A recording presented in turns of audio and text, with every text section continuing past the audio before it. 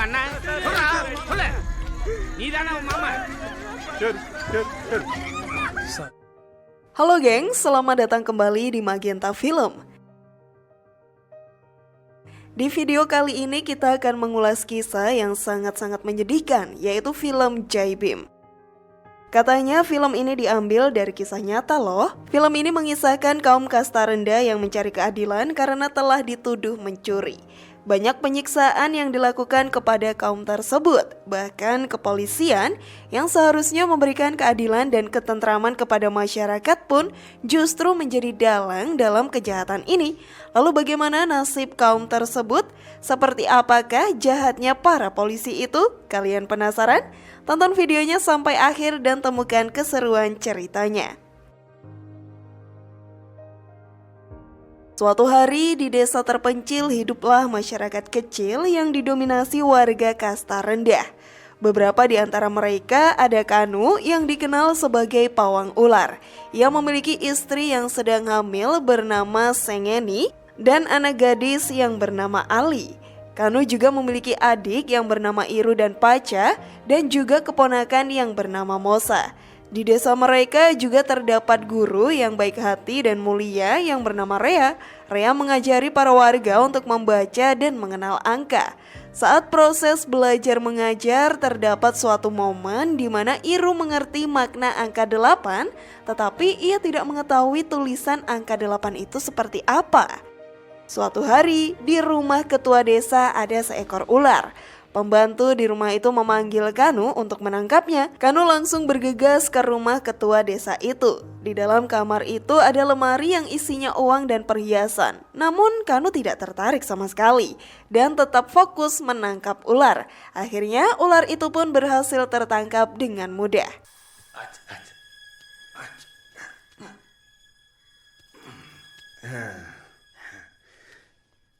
Di suatu hari, Kanu bertekad mencari pekerjaan di kota. Dengan berat hati, Sengeni pun mengizinkannya. Sesampainya di kota, Kanu bekerja dengan giat dan tekun sebagai kuli bangunan. Kanu melakukan itu semua untuk membahagiakan keluarga kecilnya. Keesokan harinya, tiba-tiba seluruh perhiasan istri Kades hilang.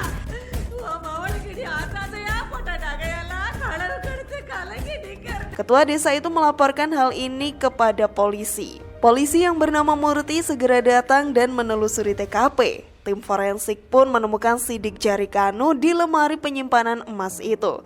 Lalu kepolisian langsung pergi mencarinya. Namun mereka tak dapat menjumpainya karena Kanu telah pergi bekerja ke luar kota. Kepolisian pun menangkap Sengeni yang sedang hamil.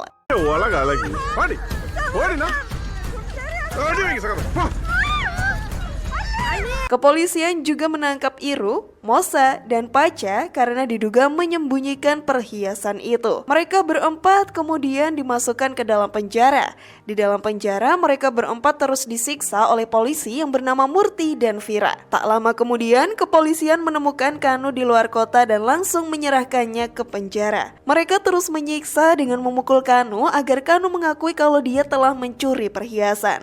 Tapi Kanu menolak karena memang dia tidak mencuri perhiasan itu. Kepolisian terus menyiksa Kanu dan saudara-saudaranya dengan tangan yang diikat ke belakang. Kepolisian juga melakukan pelecehan dengan membuka celana Paca. Sebelum lanjut, klik dulu tombol loncengnya ya biar kalian gak ketinggalan update film terbaru dari channel ini. Keesokan paginya, salah satu polisi yang baik hati membebaskan Paca dan Sengeni. Lalu polisi Vira mendatangi rumah Sengeni dan mengatakan kalau Kanu, Mosa, dan Iru kabur melarikan diri dari penjara. Sengeni pun langsung mencari pertolongan untuk mencari Kanu, Mosa, dan Iru. Sengeni ditemani oleh guru Rea untuk pergi ke kota bertemu dengan pengacara yang bernama Chandru. Chandru terkenal sebagai pengacara yang sering membela keadilan untuk kaum kasta rendah. Setelah bertemu, Sengeni pun menceritakan semuanya. Chandru merasa ada yang gak beres dengan kasus ini. Kemudian Rea memberikan laporan tentang kasus ini kepada Chandru. Di laporan itu dikatakan bahwa kepolisian menemukan sidik jari Kanu di lemari perhiasan Kades. Lalu tanggal 6 April jam 10, Kanu, Mosa, dan Iru kabur melarikan diri.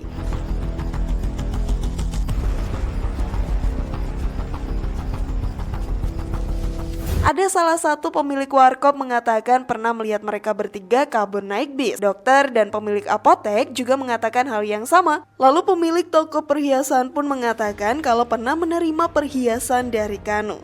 Chandru mengatakan kalau ini merupakan kasus yang sulit. It's a very complicated case. Tapi Chandru tidak akan mundur. Chandru pun membuat laporan yang dicap jempol oleh Sengeni dan mengajukan kasus ini ke pengadilan. Persidangan pun dimulai. Di sana juga ada Mohan, yaitu pengacara yang membela polisi-polisi itu. Sengeni maju ke depan dan mengutarakan argumennya sebagai pelapor. Setelah itu Chandru mengajukan kepada hakim untuk memanggil semua saksi dalam laporan yang mengatakan kalau Kanu, Mosa, dan Iru kabur dari penjara. Beberapa hari kemudian persidangan pun dilanjutkan. Para saksi sudah berada di ruang sidang. Chandru meminta saksi yaitu polisi yang bernama Barsham. Ia adalah polisi yang menulis laporan para saksi. Chandru pun mengajukan pertanyaan kepada Barsham tetapi Barsham tidak bisa menjawabnya. Chandru mengatakan kepada hakim kalau ia yakin bahwa Barsham yang telah berbohong dalam menulis laporan itu.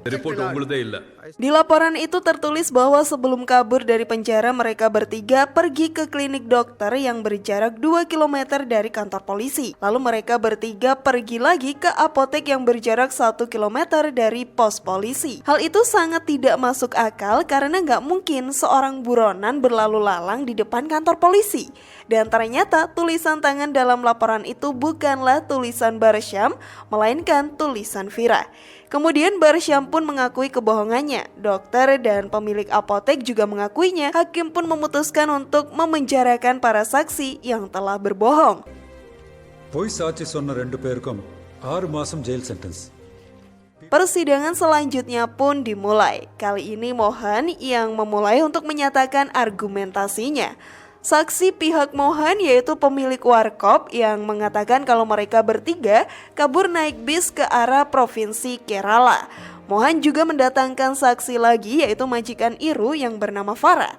Farah mengatakan bahwa beberapa hari setelah mereka bertiga kabur, Farah mendapatkan telepon dari Iru. Iru mengatakan kalau ia melarikan diri ke luar kota. Farah sangat yakin kalau itu suara Iru karena Farah sangat hafal dengan suaranya yang sudah 10 tahun bekerja dengannya. Di sini Chandru nggak bisa melawan argumen itu. Persidangan pun akhirnya ditunda. Saat di rumah, Chandru terus memikirkan kasus ini. Rea yang mengajar di desa itu mengatakan tidak yakin jika Iru yang menelpon Farah karena Iru tidak tahu angka 8 itu seperti apa. இதுல எது 8ன்னு சொல்லுங்க. தெரியல டீச்சர். தெரியலையா? Sehingga bisa disimpulkan Iru tidak sendirian pada saat menelpon Pak Farah. Lalu Chandru menyuruh anak buahnya pergi ke kantor Telkom setempat untuk mencari tahu dari mana telepon itu masuk. Chandru pun langsung berangkat ke provinsi Kerala dan mengobrol dengan pemilik wartel itu. Setelah menceritakan semuanya, akhirnya pemilik wartel itu bersedia bersaksi di pengadilan. Beberapa hari kemudian persidangan pun dimulai. Pemilik wartel mengatakan kalau waktu itu wartelnya didatangi 4 orang yang katanya mereka adalah polisi. Lalu pemilik wartel pun menunjuk ketiga polisi itu.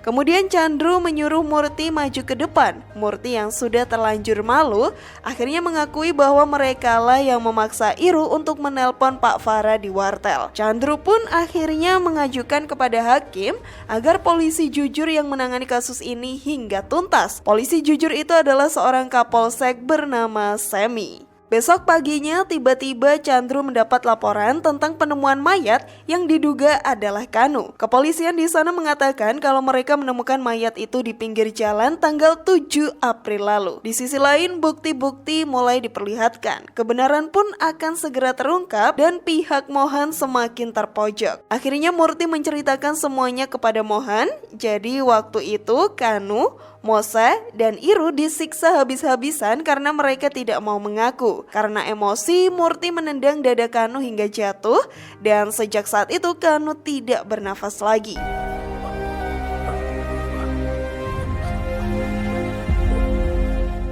Murti dan Vira panik dan akhirnya Murti membawa mayat Kanu dan membuangnya di pinggir jalan. Murti dan Vira pun membuat kronologi seakan-akan mereka bertiga kabur melarikan diri. Keesokan harinya persidangan pun dimulai lagi. Berdasarkan penemuan mayat Kanu, Mohan mengatakan kalau kematian Kanu bukan di penjara, sehingga bisa diartikan kematian Kanu bukan dari kekerasan polisi. Chandru mengelak dan mengatakan bahwa Kanu sudah mati saat di penjara dan dibuang di pinggir jalan. Lalu Chandru memanggil Vira dan Vira pun ditanya oleh Chandru kenapa Vira menulis laporan kalau mereka bertiga kabur jam 10 malam. Tapi berdasarkan laporan telepon, kenapa Iru menelpon Vira sebelum jam 10. Dan akhirnya persidangan pun ditunda selama 10 hari untuk mencari keberadaan Iru dan Mosa. Polisi Semi terus melakukan penyelidikan. Semi menemui pemilik toko perhiasan yang mengaku bahwa telah menerima perhiasan dari Kanu. Semi menamparnya agar ia berkata jujur. Akhirnya ia mengakui bahwa Kanu bukanlah orangnya. Di sisi lain, Rea terus mencari Mosa dan Iru sampai menemukannya di salah satu penjara provinsi Kerala. Besok paginya persidangan akhir pun digelar. Mosa dipersilakan maju ke depan untuk mengutarakan argumennya. Mosa mengatakan kalau mereka bertiga terus disiksa kepolisian agar mengaku telah mencuri perhiasan. Padahal mereka bertiga tidak pernah mencuri apapun. Mosa juga memberitahu tentang pelecehan terhadap Paca, juga polisi Murti yang menendang dada Kanu hingga tewas. Setelah itu Semi maju ke depan untuk mengutarakan argumennya. Semi mengatakan kalau ia menemukan 2 sidik jari di lemari perhiasan itu. Ada sidik jari Kanu dan ada sidik jari pencuri yang bernama Raffi.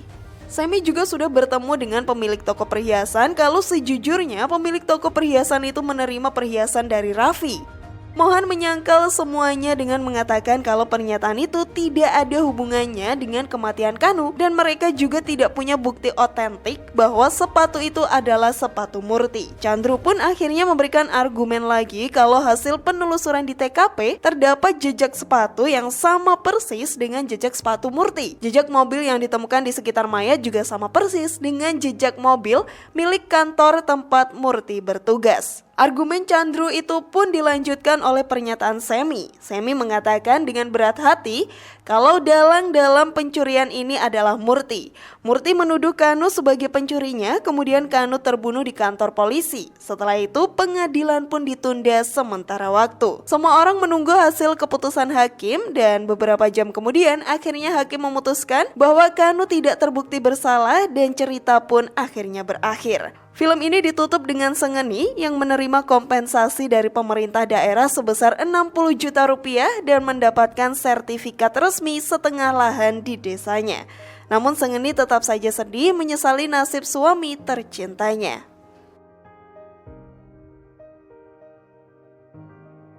Gimana gengs, bagian mana yang menurutmu paling menyedihkan? Share pendapat menarik kalian di kolom komentar ya. Terima kasih sudah menyaksikan channel kami. Dukung terus channel Magenta Film dengan cara klik tombol subscribe, like, share, dan aktifkan tombol loncengnya.